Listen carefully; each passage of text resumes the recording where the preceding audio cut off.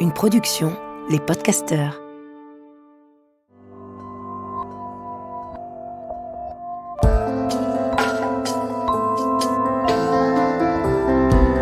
Bienvenue, vous écoutez Coquelicot, le podcast qui replace le clitoris au centre de notre vitalité et qui remue en profondeur notre rapport au plaisir féminin.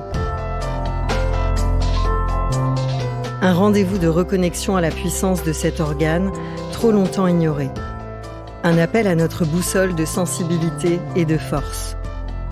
Les Coquelicots chéris donnent la parole à celles et ceux qui œuvrent pour cette reconnaissance et pour ramener de la poésie dans nos rapports sexuels. Coquelicot lance un appel pour nous relier, femmes et hommes, dans nos passerelles entre le féminin et le masculin. Coquelicot, tu ressens quoi, toi ? Pour ce nouveau numéro, nous recevons Michaël. Michaël, tu es journaliste, concepteur-rédacteur et auteur de nouvelles érotiques. Tu publies d'ailleurs sur Instagram anonymement. Tes abonnés ne savent pas si l'auteur de ces contes coquins est une ou un auteur. Et puis tu as aussi une expérience, un recul on pourrait dire, en matière de culture sexuelle et libertinage. À cela s'ajoute un regard affûté sur les scénarios de relations d'emprise. C'est ce savant mélange entre sexualité assumée et réflexion sur la liberté et le consentement dans les rapports entre les femmes et les hommes qui nous a donné envie de te rencontrer. Michaël, qu'est-ce qui, dans ton histoire de mec, de garçon, t'a donné envie de t'engager non seulement par ton corps, mais aussi ton écriture, ta parole, en planète recherche en sexualité ? Alors en fait, je dirais 2 choses. La première, c'est, j'ai eu une adolescence, difficile sur un plan, sentimental. Oh, pas très grave, hein, mais en gros, j'avais de l'acné et qui a fait que, quand j'étais ado, j'ai pas du tout eu de succès, auprès des femmes. Et j'ai eu cette sensation très forte de perdre des années. Ensuite avant 20 ans, je me suis mis en couple, je suis resté très, très longtemps, de nombreuses années, 17 ans, très exactement en couple, parce que ça m'apportait une sécurité qui répondait justement à cette détresse que j'avais ressentie, adolescent. Et puis après 17 ans, mon couple s'est fracassé, suite à une tromperie de mon ex-compagne. Et à ce moment-là, j'ai ressenti de manière très forte, ces années que j'avais perdues, que j'avais l'impression d'avoir «perdues» entre guillemets, lorsque j'étais adolescent. Et j'ai eu ce besoin de les rattraper, d'explorer, d'expérimenter, notamment sur un plan sexuel. Je pense qu'avec, mon ex-compagne, j'avais une sexualité qui était je l'avais connue quand j'avais 18 ans, donc j'avais une sexualité qui était extrêmement classique, heu et elle était pas mon ex-compagne n'était pas ouverte à, explorer beaucoup de choses et donc ce manque à l'adolescence additionné à, cette lassitude, ce classicisme dans ma sexualité pendant 17 ans, a fait que j'ai eu tout d'un coup une soif de découverte, heu, de tout ce qui pouvait, de tout ce que pouvait m'offrir la sexualité et j'ai découvert un champ à explorer, infini. Comment t'en es arrivé aux pratiques libertines ? Et qu'est-ce que ça t'a appris sur toi ? Alors, comment je suis arrivé là? Suite à ma séparation,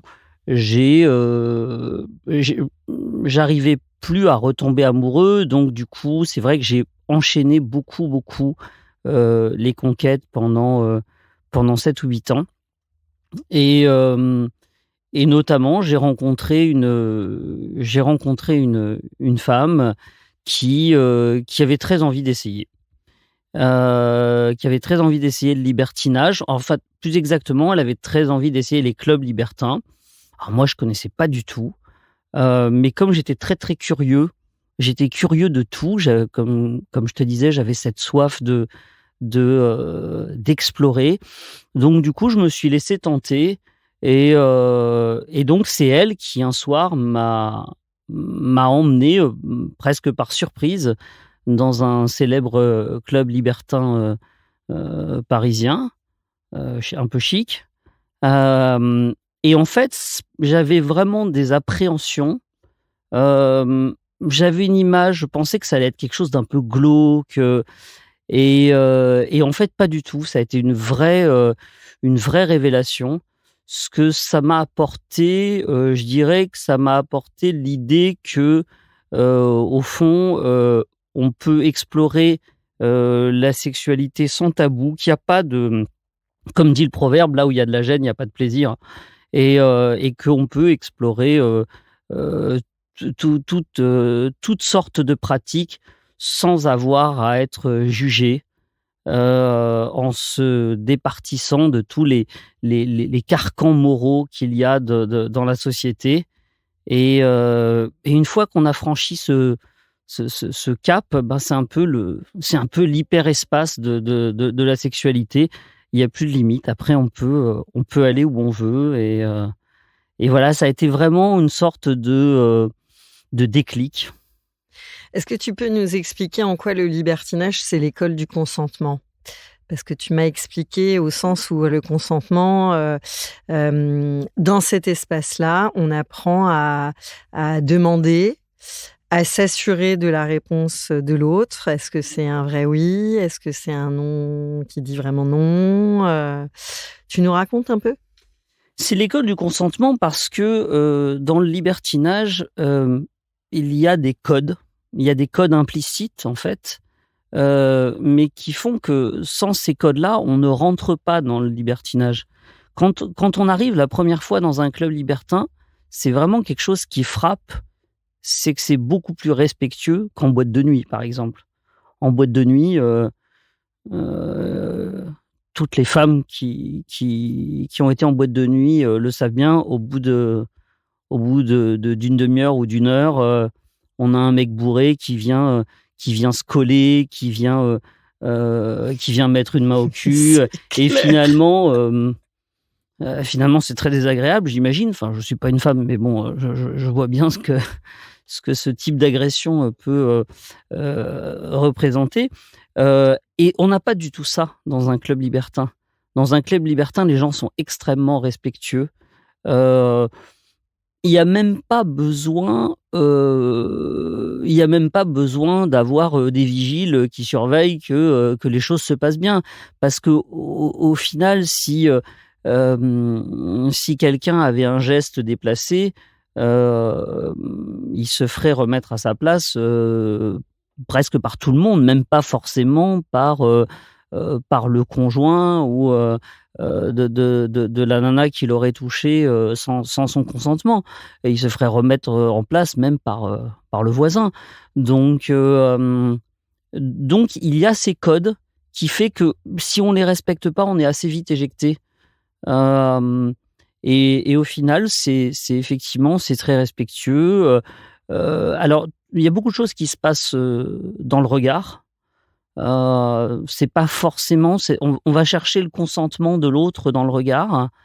Bon, après évidemment, les gens qui vont dans un club libertin, heu, bon, ils sont pas dans un club de bridge, hein, donc ils on sait pourquoi ils sont là, hein. Donc c'est vrai qu'en général, bon, les gens sont plutôt d'accord, on va dire, mais voilà. En tous les cas, il y a vraiment une notion de respect, heu et souvent les gens qui ne connaissent pas, ce milieu-là, n'imaginent pas ça.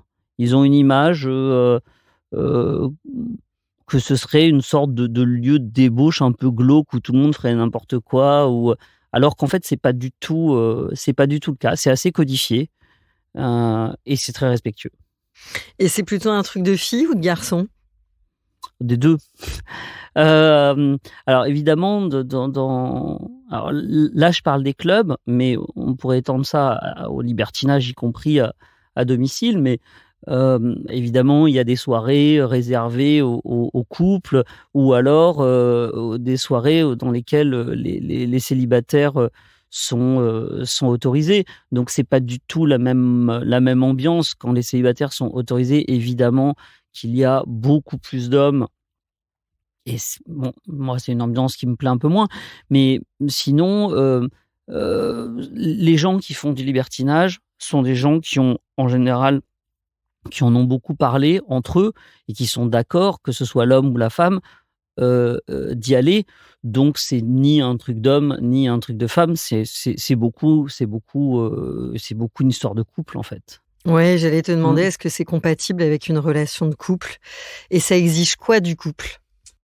Oui, je pense que c'est compatible, enfin pas je pense, je suis sûr que c'est compatible avec, avec le couple, à condition de beaucoup, beaucoup, beaucoup dialoguer. Le maître mot, c'est le dialogue. On ne fait pas du libertinage, sans le consentement de l'autre, ou alors ça s'appelle la tromperie ou mais le libertinage, c'est avant tout, on fait pas du libertinage pour plaire à son conjoint, parce que ça marche pas. On fait du libertinage parce qu'on en a parlé dans le couple, parce qu'on pense que c'est un moyen de relancer sa sexualité ou de pimenter sa sexualité, et que les deux en ont autant envie. Donc ça nécessite une envie mutuelle et non pas une contrainte implicite parce qu'on voudrait faire plaisir à l'autre, et ça nécessite beaucoup de dialogue pour, envisager ce qu'il peut y avoir aussi de néfaste pour le couple, parce que c'est pas anodin. Donc il faut envisager que ça puisse, éventuellement bousculer, le couple. Hem, Un jour, tu m'as dit aussi que pour, être prêt au libertinage, il fallait, être au clair ou avoir pas mal, traité, la question de sa blessure d'abandon. Tu peux oui, nous parce en que je dire un peu pense que plus? ce qui fait très peur aux couples qui, le libertinage n'est pas forcément pour tout le monde.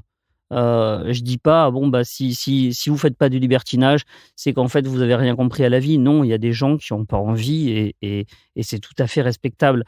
Mais, ceux qui en ont envie, mais qui n'osent pas franchir le pas, c'est souvent parce qu'ils ont peur, ils ont peur que leur conjoint, en ayant un rapport sexuel avec quelqu'un d'autre, finalement tombe amoureux de ce quelqu'un d'autre et les quitte. Hem Et je crois qu'en fait, pour bien réussir,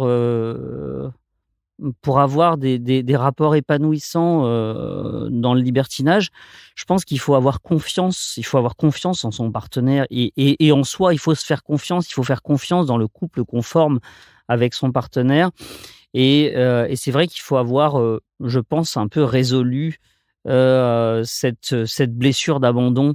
Si on n'a plus peur d'être abandonné, ben, on n'aura pas peur que son conjoint, couche avec quelqu'un d'autre. Parce que ça reste que des relations physiques et il faut bien différencier finalement, les relations sentimentales des relations sexuelles. C'est pas parce que, votre conjoint, en plus de ça, sous votre regard, couche avec quelqu'un d'autre qu'il va vous quitter. Donc voilà, je pense que en tout cas moi, j'ai eu la sensation que j'ai pu, essayer le libertinage parce que je n'avais pas peur que, ma compagne m'abandonne. On parle de tes nouvelles érotiques. Oui. Qu'est-ce que tu trouves dans l'écriture? Qu'est-ce que je trouve dans l'écriture? J'ai toujours aimé écrire, hem, puisque j'en ai fait mon métier et en fait, à la base, mmh, il y a beaucoup de gens qui ont plein d'idées, mais qui se disent, «Bah, je sais pas écrire, ce que j'écris, c'est nul», moi, c'était un peu l'inverse. Je suis quelqu'un qui a beaucoup d'imagination et pourtant, quand j'ai voulu, écrire, des romans, j'ai essayé tout, des romans, des nouvelles, j'étais satisfait de mon style, mais j'étais jamais satisfait de mes scénarios. Je me suis dit: «Mais ça intéressera jamais personne». Et un jour, en discutant avec une amie, elle me dit: «Bah, tu qu'à écrire un truc sans scénario». Alors je lui dis: «Bah, ça existe pas sans scénario». Elle me dit: «Bah si, tu qu'à écrire du cul». Et c'est comme ça, en fait, que j'ai commencé à écrire des nouvelles érotiques. C'est vrai qu'il y a pas besoin de scénario, en tout cas au début, pour décrire une scène de sexe. Finalement, c'est presque un exercice de style, et rien d'autre. Et donc j'ai commencé à écrire ça, puis je les ai envoyés à la dite copine qui m'avait donc, lancé le défi d'écrire, quelque chose sans scénario, et elle a adoré ça. Elle m'a dit: «Mais c'est super bien, écris-en-moi un autre, puis encore un autre». Bon, au bout d'un moment, je lui ai dit: «J'ai peut-être pas envie d'être fournisseur de supports masturbatoires», mais mais du coup, c'est comme ça que je me suis lancé là-dedans. Et puis, j'ai écrit 4-5 nouvelles, heu, bon, puis au bout d'un moment, je me suis lassé, puis c'est resté plusieurs années dans un tiroir.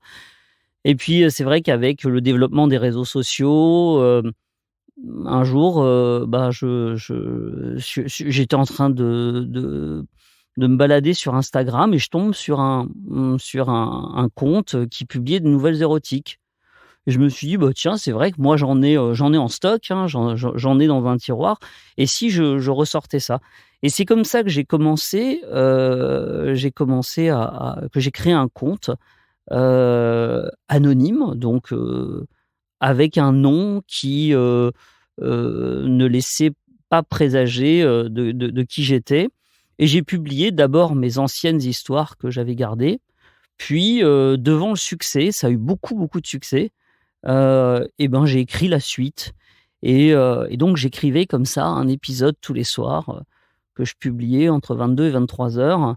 Et les gens attendaient ça, s'il m'arrivait, parce que j'avais, un rendez-vous, s'il m'arrivait de pas publier un soir, j'avais des tonnes de messages qui me disaient: «On n'a pas eu l'épisode du soir», donc du coup, c'est gratifiant, parce que, c'est gratifiant d'abord parce qu'on sait qu'il y a des gens qui vous attendent comme ça, et en plus parce que, et ben, j'ai reçu des témoignages très touchants de femmes qui m'ont dit: «Bah, grâce à tes nouvelles, ça a libéré ma sexualité, je pensais qu'avoir tel ou tel fantasme, c'était pas bien, c'était sale et tout. Puis t'en parles de manière tellement naturelle que finalement, et ben, maintenant, j'ose dire que je fantasme de tel ou tel truc», donc j'ai eu des témoignages touchants comme ça, et puis j'ai aussi eu des témoignages, de gens qui m'ont dit, «C'est très excitant, j'attends ça le soir, pour avoir ma petite excitation avant de dormir».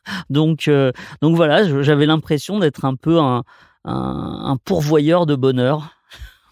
Et donc tes abonnés ne savent pas si l'auteur est un homme ou une femme, et qu'est-ce qui t'a marqué dans leur réaction? Alors, ils savent pas effectivement si je suis un homme ou une femme, à part les quelques personnes à qui je me suis dévoilé en message privé. Ce qui m'a surpris, c'est qu'en fait, les gens imaginent ce qu'ils ont envie d'imaginer. Donc en fait, j'ai eu par exemple des messages, alors souvent en message privé, de femmes qui me disaient, «Tu super forte, tu super forte, bravo, c'est super féministe, ce que t'écris», donc qui me prenaient visiblement pour une femme. J'en ai eu d'autres qui ont tout de suite vu que j'étais, un homme. Et alors du côté des hommes, ben, tout de suite, la plupart ont imaginé que j'étais une femme, et donc tout de suite, on a eu toute la panoplie des techniques de drague, de la plus respectueuse à évidemment la moins respectueuse, c'est-à-dire ceux qui vous envoient direct, sans bonjour, sans rien, une dick pic. Donc, une dick pic, c'est donc une photo de leur engin, en action. Donc du coup, ben, en tant qu'homme, ça permet de voir un petit peu ce que vivent les femmes au quotidien. Parce qu'en fait, moi j'ai plein de copines qui m'ont dit, j'étais inscrite sur Tinder ou sur, enfin, n'importe quel site de rencontre, et à peine j'engageais une discussion, je recevais des photos de sexe comme ça. Hem Et là, bon, ben, je pouvais imaginer, mais là, tout d'un coup, je me suis retrouvé à leur place et c'est vrai que c'est assez violent. C'est assez violent. Bon, j'ai répondu assez sèchement. Hem, En général, ils se calment assez vite, mais quand même, on se demande d'ailleurs au fond, qu'est-ce que ça leur apporte? Parce que, j'imagine assez difficilement qu'ils puissent, séduire de cette façon-là. Mais voilà, donc ça effectivement, c'est quelque chose qui m'a surpris, hem et heu et ce qui m'a étonné, c'est de voir que les gens imaginent, ce qu'ils veulent. Donc ils ont envie de m'imaginer comme une femme, ben, ils se posent même pas la question. Il y en a qui pendant, qui depuis des mois continuent à commenter. Alors ils osent pas m'envoyer de messages privés, mais ils commentent et je vois bien dans leurs commentaires qu'ils sont persuadés que je suis une femme. Donc c'est amusant. Donc te pensant femme, ils se permettent davantage de choses que Je sais pas s'ils se permettent davantage de choses parce qu'il y en a quand même, la majorité reste quand même, respectueux, mais en tout cas, ils agissent pas de la même façon, clairement, que si j'étais un homme. Peut-être que aussi, du côté du public, masculin, alors les statistiques montrent que j'ai à peu près autant d'hommes que de femmes qui sont abonnés à mon compte, mais peut-être qu'ils sont aussi plus indulgents ou plus, heu, parce qu'il y a ce rapport de séduction implicite, entre un homme et une femme. Peut-être que si j'étais un homme, s'ils savaient que j'étais un homme, ils arrêteraient peut-être de me suivre. Ils lisent mes histoires parce qu'ils sont persuadés que c'est une femme qui leur raconte. Donc ça aussi, c'est quelque chose d'intéressant, ouais.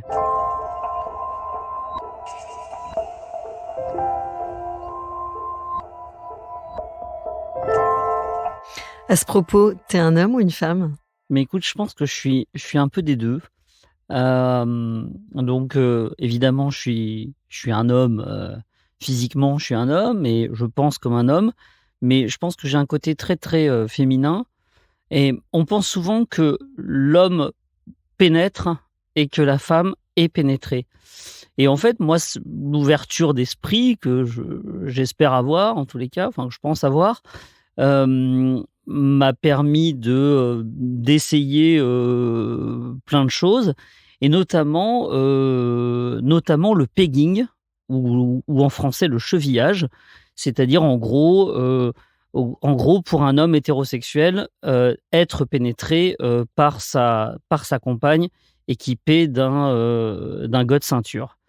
Alors c'est vrai qu'il y a encore quelques années, j'avais cette idée que, bah, qu'au fond, si on pratiquait ça, bah, c'est qu'on devait être un peu un homme refoulé, dans le déni, et en fait, quand je me suis rendu compte que j'aimais bien ce type de sensation, bah, je me suis moi-même posé la question en me disant: «Oh, est-ce que finalement je serais pas bi?» heu Et j'ai longuement réfléchi à cette question et en fait, je crois pas. Je suis pas attiré par les hommes, je regarde pas un homme dans la rue, je pense pas pouvoir tomber amoureux, d'un homme donc je suis vraiment, je pense, un pur hétéro.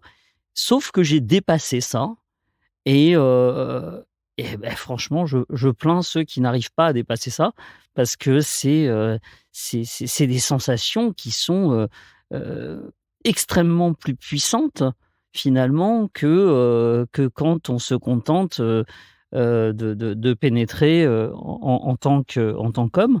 Donc j'encourage tous les hommes à essayer le pegging ou le chevillage donc.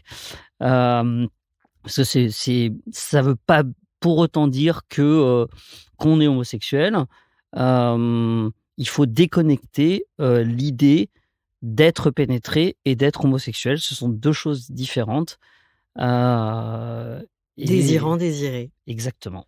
Et alors, variété des expériences, écriture, réactions sur les réseaux sociaux, qu'est-ce que ça a remué, en profondeur chez toi, dans ton rapport au plaisir féminin?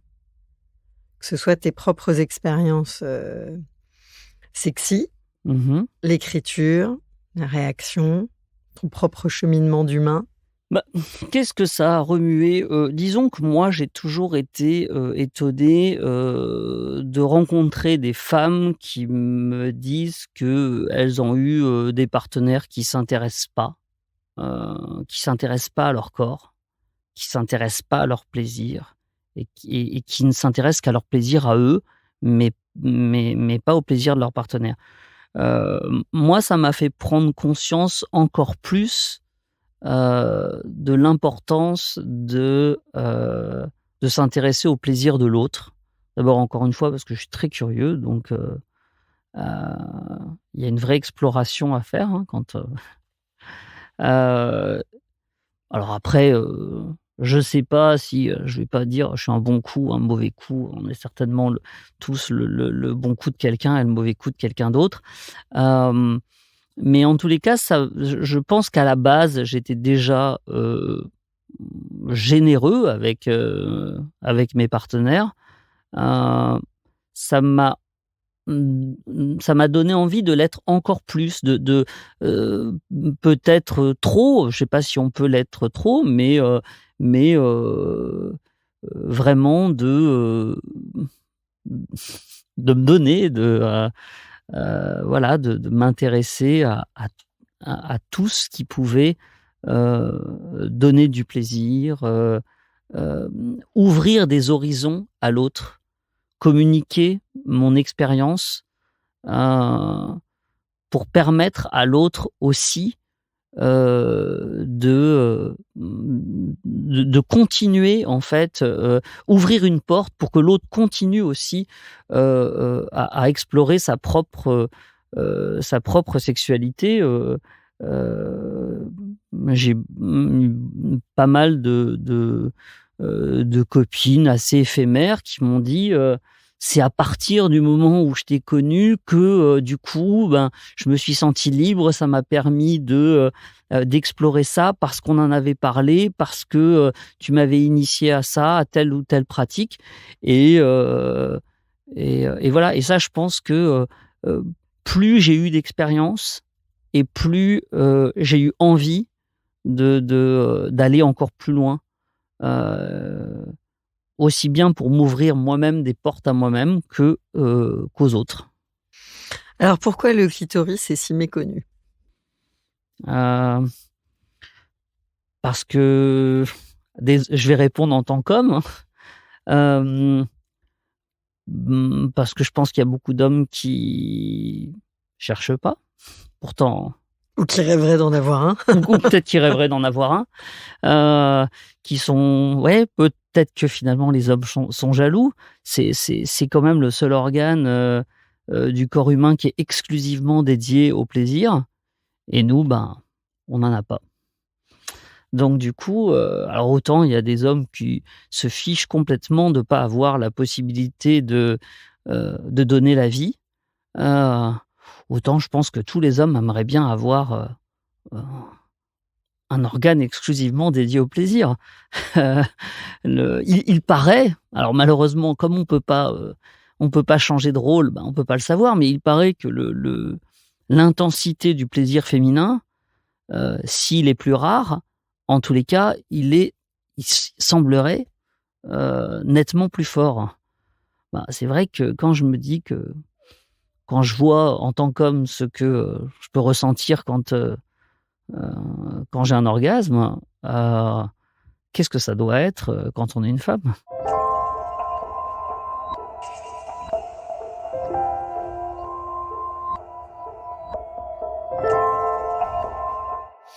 Alors tu alternes habilement les propos sensuels explicites, voire, carrément crus, avec une réflexion profonde sur la liberté, l'autonomie et tu as une grande sensibilité aux scénarios d'emprise. Mmh mh. Est-ce que tu peux nous en voilà, est-ce qu'on peut approfondir cette question? J'ai, Et au repérage des scénarios d'emprise? ouais, j'ai eu, j'ai eu 2 compagnes. Alors j'avais un peu j'ai toujours eu plus ou moins un peu un côté, sauveur que j'essaye de guérir, hein, mais c'est vrai que, j'ai toujours été un peu attiré par les oiseaux blessés et donc dans ce cadre-là, j'ai eu deux compagnes, heu, enfin deux histoires en tout cas qui ont été, très fortes, dont mon histoire actuelle, hem, avec, des femmes qui ont été sous emprise, d'hommes, violents. Alors pas forcément, de violence physique, mais en tout cas une violence, psychologique, certaine. Hem et donc du coup, c'est vrai que j'ai été très sensibilisé, à cette question-là, surtout quand on voit d'une part les dégâts, que ça peut induire, chez les victimes, et la difficulté extrême d'en sortir. Hem, Puisque des fois, même des années après, il y a encore des réflexes, liés au temps où ces femmes qui, quand elles arrivent à en sortir, qui sont des réflexes qui sont liés au temps où elles étaient encore sous emprise.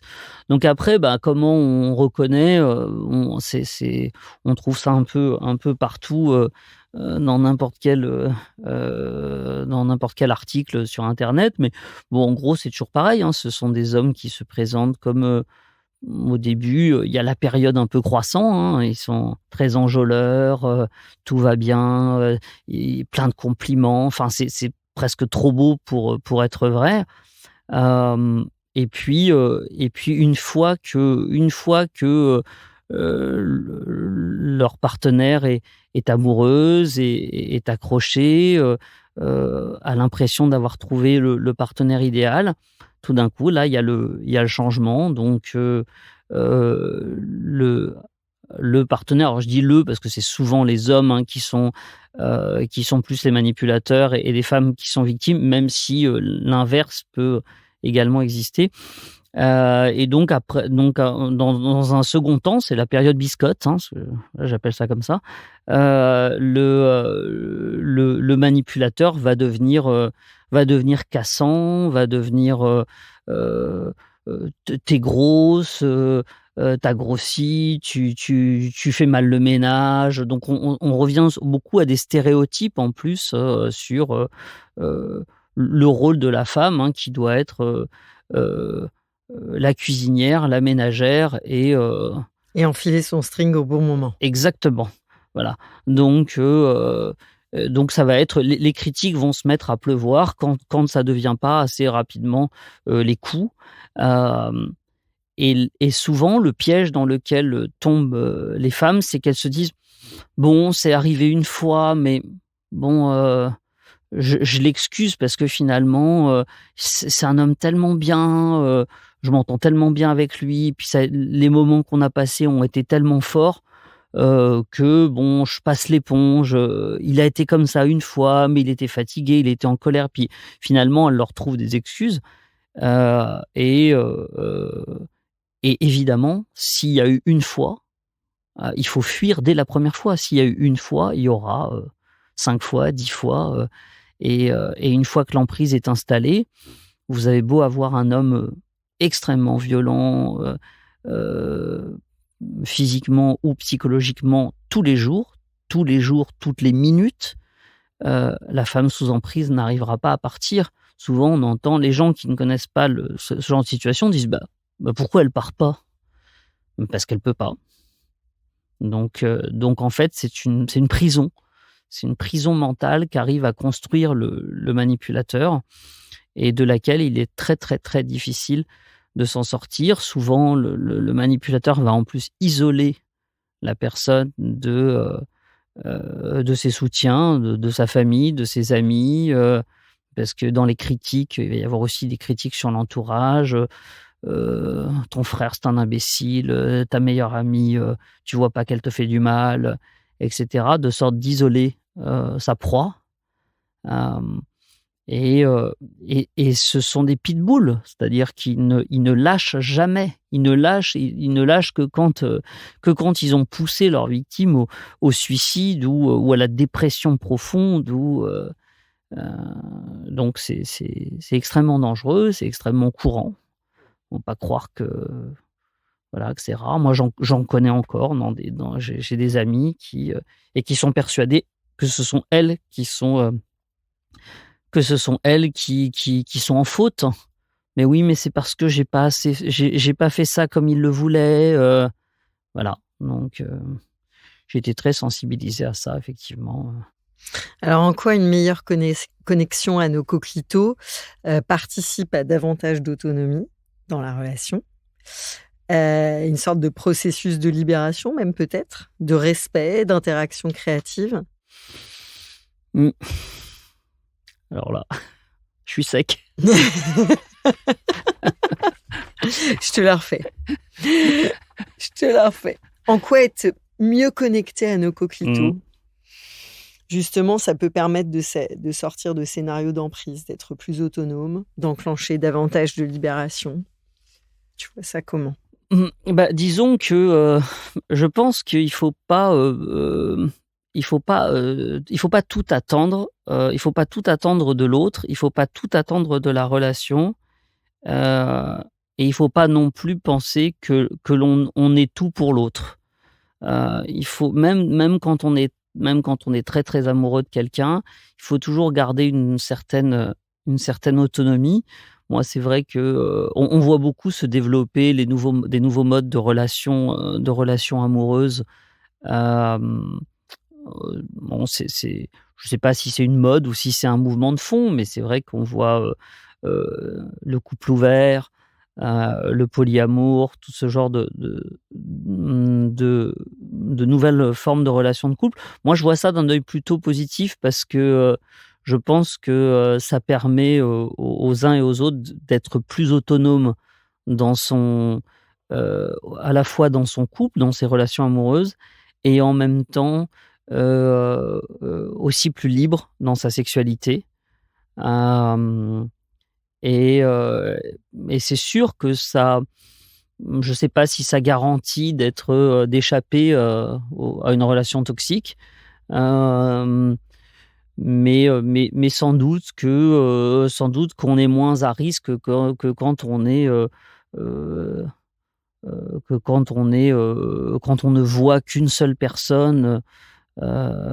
Ça n'enlève rien à l'intensité que l'on peut éprouver pour son ou sa partenaire, heu, de, heu, mmh, de vivre une relation, de vivre un mode de relation de couple, ouvert. Vivre une relation ouverte ne veut pas forcément dire qu'on aime moins son partenaire principal. Ça veut juste dire que on est capable après tout, on a bien, une alimentation variée, on a bien des loisirs variés, donc pourquoi pas avoir des partenaires variés? Pourquoi est-ce que le clitoris, que ce soit, l'organe physique, ou symbolique, c'est un sujet qui est absolument d'actualité? Peut-être parce qu'on est dans une époque heu, où le plaisir est mis sous il est à la fois, valorisé, on est dans une époque où on n'accepte plus aucune contrainte et en même temps, mis sous cloche, surtout en ce moment avec, dans la période qu'on vit. Hem ben, symboliquement justement, c'est comme je disais tout à l'heure, le seul organe qui est, exclusivement dédié au plaisir. Donc c'est plutôt, c'est d'actualité parce que je pense qu'on a tous besoin de plaisir. Après tout, la vie, ce n'est pas, on n'a qu'une vie, hein, heu, il y a un proverbe qui dit, «On a 2 vies, la 2e commence le jour où on se rend compte qu'on n'en a qu'une». Heu et donc du coup, c'est vrai que, il faut savoir profiter du plaisir. Il faut, bon, je dis pas qu'il faut qu'il faut pas bosser, hein. C'est sûr que c'est important de travailler, mais pour moi, le travail reste un moyen et non pas un but. Et finalement, la vie, j'ai une vision assez hédoniste de la vie. La vie, c'est profiter, du plaisir, enfin des plaisirs de la vie. Il y a évidemment pas que le plaisir amoureux, il y en a plein, mais et donc quoi de plus symbolique, que le clito, organe exclusivement dédié au plaisir. Mettre de la poésie dans nos rapports sexuels, ça t'évoque quoi? Qu'est-ce que ça m'évoque? C'est vrai qu'on est dans une époque où, les jeunes entrent dans la sexualité, par le biais du porno. Hélas, que le porno c'est pas ça la sexualité, c'est une représentation complètement biaisée de la sexualité dans laquelle, les hommes ont des sexes énormes, les femmes sont offertes, lascives et tout le temps disponibles à tout moment, qu'elles jouissent d'un claquement de doigts.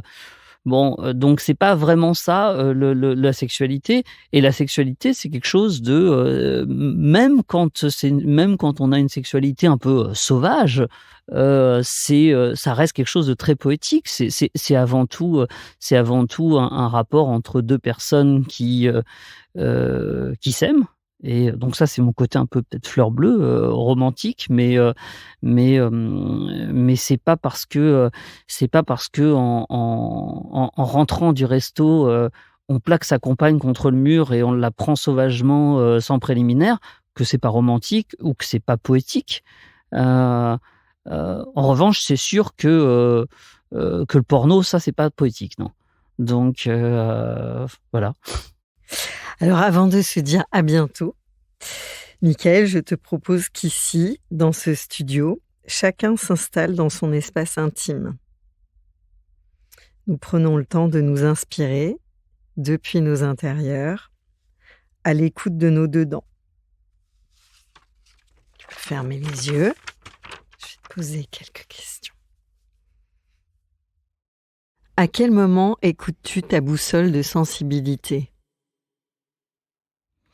Tout le temps, en permanence. Je suis très sensible et paradoxalement, je suis très terre à terre, mais justement, je contrebalance, mon côté terre à terre par une écoute permanente de ma face sensible. Donc je dirais du lever au coucher. En quoi ton coquelicot est-il une force ? Bonne question. Alors là, qu'est-ce que je pourrais bien répondre à ça?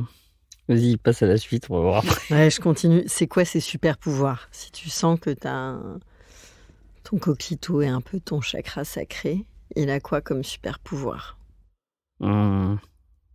Il me permet d'ouvrir des horizons sans limite. Tout est possible. Tout est possible grâce au... Le désir permet tout. Le désir, le plaisir, ça autorise tout. C'est d'ailleurs quand il retombe qu'on se rend compte que malheureusement le monde nous permet pas tout. Mais en tout cas, il ouvre l'imagination. Tu es à l'écoute, relié à ces femmes et ces hommes par leur démarche. Coquelicot, tu ressens quoi, toi ?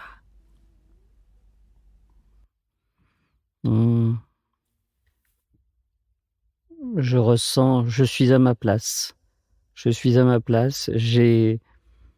J'ai un rôle que je ressens depuis longtemps et je m'efforce d'accomplir ce que je crois être mon rôle auprès des autres avec les autres. Coquelicot, à présent ancré en toi, relié aux autres coquelicots, avec quoi tu repars ? Avec l'envie de faire mieux, de faire plus, d'aller toujours plus loin, d'essayer toujours plus de nouvelles expériences et d'en retirer toujours un maximum de satisfaction ou de donner un maximum de plaisir aux autres. Merci Mickaël. Merci à toi, Caroline.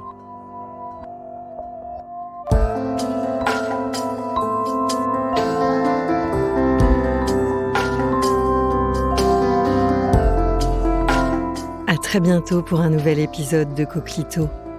Coquelicot, je nous trouve très beaux.